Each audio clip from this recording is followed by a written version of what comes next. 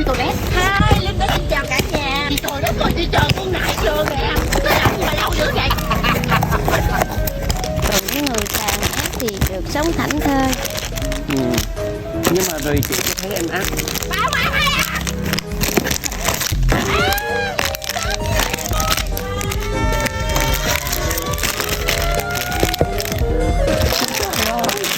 Trời ơi. Kìa ổn á. Chú mama nhốt con nô tỳ này về lãnh cung nô chị. Ổn á. Ổn lĩnh gì? Trời đất ơi, xin lỗi nha. Thấy đẹp chứ có bị khùng. Thấy đẹp chứ có bị điên nha. Đẹp chứ có ngu.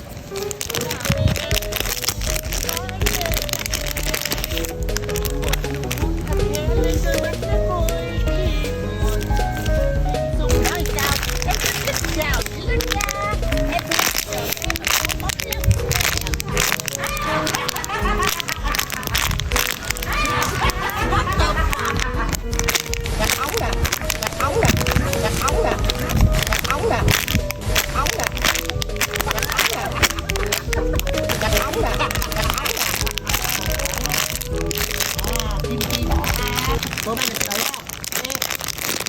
Ở đây em có một cái phái này bảo đảm là ăn đứt chị luôn. Phái trà đá này chị.